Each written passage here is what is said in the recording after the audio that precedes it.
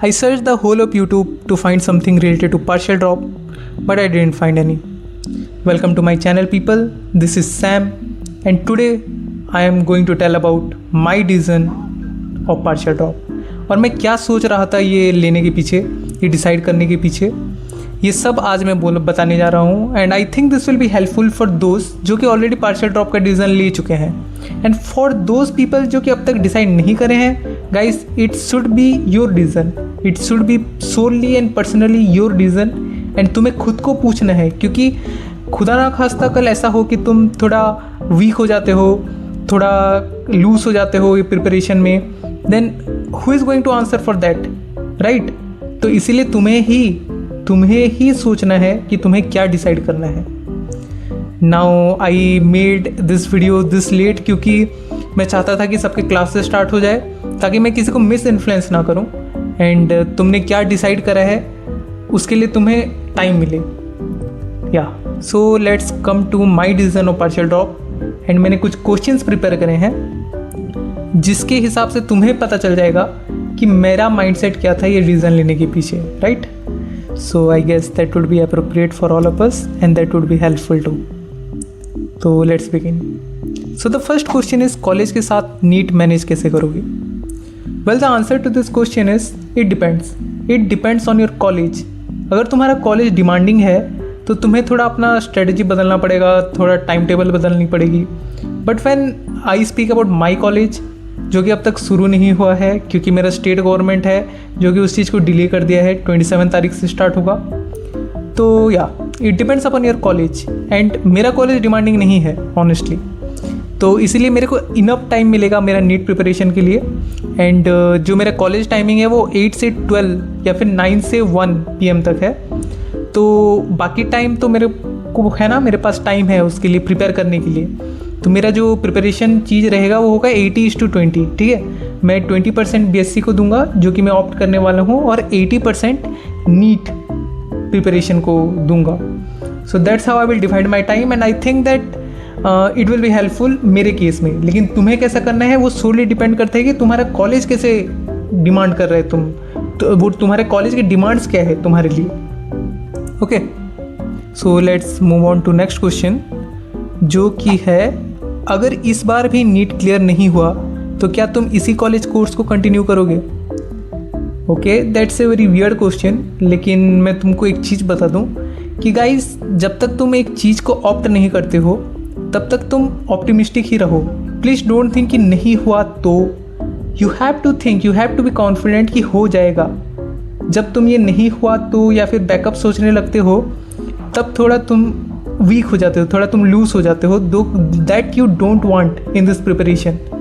तो इसीलिए मैं बोल रहा हूँ कि सोचो कि हो जाएगा एंड अगर नहीं हुआ तो I think this is not the right time to decide that और डिस्कस दैट, क्योंकि हो रहा है नहीं हो रहा है वो 1 साल बाद ही पता चलेगा. तो तब तक के लिए I think please focus just on studying and cracking this exam. नहीं होता है तो तब डिसाइड करना कि क्या करना है क्या नहीं. फ़िलहाल तो just focus on your preparation, all right? Yeah so getting that out of the way, जो तीसरा क्वेश्चन है वो है क्या कॉलेज के एग्ज़ाम्स और नीट की डेट्स क्लैश नहीं करेंगी? मेरे स्टेट में तो नहीं करेगी. मेरे जो सेमेस्टर एग्ज़ाम्स है वो मार्च-अप्रैल तक ख़त्म हो जाते हैं एंड नीट तो मई को होता है. लेकिन अगर तुम्हारा ऐसा है, तुम जो कॉलेज में हो वहाँ पर अगर क्लैश करेगी तो I think you are going to prioritize NEET, right? क्योंकि तुम्हें डॉक्टर बनना है. तो yeah it should be your decision I guess. मेरे को इस चीज़ पे कुछ बोलना नहीं चाहिए, लेकिन हाँ चेक कर लेना क्लैश करेगी या नहीं जो. Yeah so let's move on to the next question.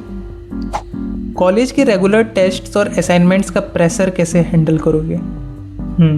Regarding that भाई मेरा फंडामेंटल यही रहेगा कि जो मैं क्लासेस करूँगा मैं क्लासेस में अटेंटिवली बैठूँगा और जिस दिन जो पढ़ाया मैं घर पे आके उसको रिवाइज़ करूँगा. ऑफ कोर्स करूँगा. वो जो 20% मैं BSc को दूंगा वो इसी चीज़ में तो दूंगा, रिवीजन और असाइनमेंट का. तो इस तरीके से मेरा जो एक्टिव रिकॉलिंग हो वो अच्छे से होगा एंड इनफैक्ट इतना हो जाएगा कि मैं टेस्ट में अपियर कर सकूँ और वो आंसर्स लिख सकूँ. सो आई गेस दैट. और जो मैं BSc जूलॉजी ले रहा हूँ दैट वो मैनेज हो जाएगा गाइस, बिकॉज यू नो कि हम लोगों ने बायोलॉजी बैकग्राउंड अपना स्ट्रॉन्ग है, तो आई गेस वो मैनेज हो जाएगा। तो इस तरीके से, और जो असाइनमेंट है वो तो बेसिकली जिस दिन देंगे मैं उसी दिन से स्टार्ट कर दूंगा। ऐसा नहीं है कि एक दिन पहले मैं रात भर जाग के पढ़ रहा हूँ, ऐसा तो नहीं होगा। लेकिन वही बात है कि मैं हर दिन करूँगा ताकि ज़्यादा प्रेशर ना हो जब ये चीज़ के लिए कुछ होगा, लाइक टेस्ट होगा या फिर असाइनमेंट सबमिशन का डेट आएगी, तब ज़्यादा प्रेशर ना हो सर में। इसलिए मैं रोज़ इस चीज़ पे टाइम दूंगा।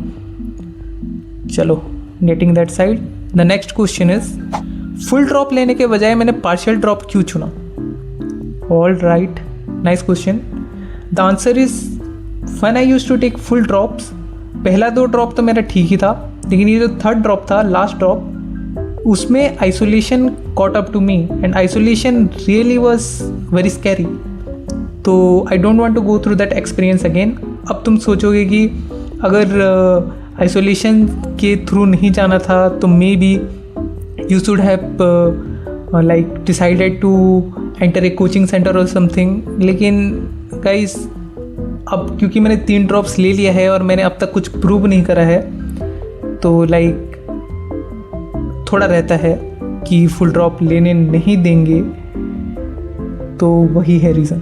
खैर, now let's move on to next question, जो कि है, क्या कॉलेज की अटेंडेंस मैनेज हो पाएगी? जो अपना डिमांड है कॉलेज के अटेंडेंस के लिए वो है कि 75% अपने को अटेंड करना है, लाइक कॉलेज। मेरा तो ऐसा ही है। तो अगर मैं मंथली 3 दिन छुट्टी ले रहा हूँ, जो कि मैं सैटरडे को लूँगा, और उस दिन मैं सिर्फ नीट का प्रिपेयर करूँगा, सैटरडे एंड संडे, तो वो 3 दिन छुट्टी ले के भी मेरा 75% अटेंडेंस से तो ऊपर ही अटेंडेंस रहेगी। So that's how I am going to manage my attendance. So yeah, that's that. And let's move on to next question.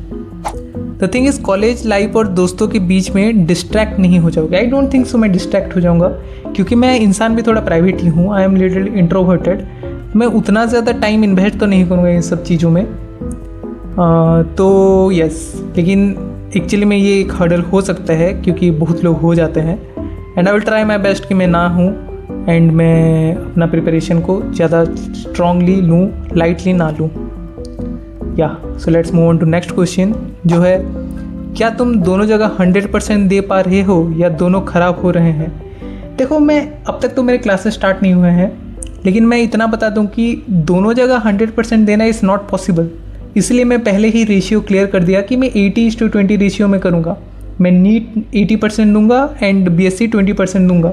तो इस तरीके से अगर मैं करूँ तो हो जाएगा, दोनों मैनेज हो जाएगा, ख़राब तो नहीं होगा। ठीक है, so yeah, let's move on to next question. इस पार्शियल ड्रॉप का तुम्हारी मेंटल हेल्थ पर क्या असर पड़ रहा है? जब क्लासेस स्टार्ट हो जाएंगे तब इस चीज़ का आंसर मैं वापस दूंगा, लेकिन एट दिस टाइम मैं सिर्फ यही बोलूँगा कि जो लास्ट ईयर जो था, if I have survived the last drop, I know that whatever this partial drop is going to throw at me, I am going to handle it with grace. क्योंकि last year जो था वो I think that was very hard for me, and मैंने अगर वो survive कर लिया तो प्रेशर तो मेरे को क्रम्बल नहीं कर सकता। I think the only thing that might destroy me now is me myself, कि मैं कॉन्सिस्टेंट हूँ या नहीं। If I stop being consistent या फिर मैं डिस्ट्रैक्ट हो जाता हूँ तो I guess that might be fatal and catastrophic. लेकिन प्रेशर तो मेरे को नहीं कर सकता। Pressure can crumble me now because I have survived, I am a survivor. तो वही बात है। बिसाइड्स दैट मैं यही बोलूँगा कि ड्रॉप ले रहे हो या पार्शियल ड्रॉप ले रहे हो वो तुम्हारा ही चॉइस है। एंड क्योंकि अब तो टाइम थोड़ा आगे जा ही चुका है तो सब थोड़ा थोड़ा ख़त्म ही कर चुके होंगे अपना सिलेबस। जो मेरा स्टेटस है वो है कि मैं फिज़िकल केमिस्ट्री का सॉल्यूशन अभी कर रहा हूँ रिवाइज। एंड जो मेरा फिज़िक्स है वो एक ऑनलाइन बैच है जिसका मैं नाम नहीं लूँगा because I haven't got any sponsorship. तो मैं उसके थ्रू जा रहा हूँ, उसका ही क्लासेस कर रहा हूँ रोज़, ताकि मेरा फिज़िक्स स्ट्रॉन्ग हो जाए। क्योंकि मेरा फिज़िक्स बहुत वीक है तो मैं बेसिक से ही उसको स्टार्ट कर रहा हूँ। एंड बायोलॉजी में कभी कभी क्वेश्चंस के थ्रू प्रैक्टिस कर रहा हूँ, क्योंकि बायोलॉजी जो है वो थोड़ा स्ट्रॉन्ग है मेरा, क्योंकि मैंने इतने ड्रॉप्स बायोलॉजी को ही स्ट्रॉन्ग करे हैं तो इसीलिए। तो हाँ, यही स्टार्टस है मेरा। एंड क्या कैसे करने वाला हूँ क्या नहीं, ये तो मैं पूरा अपने यूट्यूब में डॉक्यूमेंट करूँगा, जर्नलिंग एंड डॉक्यूमेंटेशन, तो आपको पता ही चल जाएगा कि कैसे क्या होने वाला है. So yeah guys, that's that, and I hope this is helpful for all of you. Piece.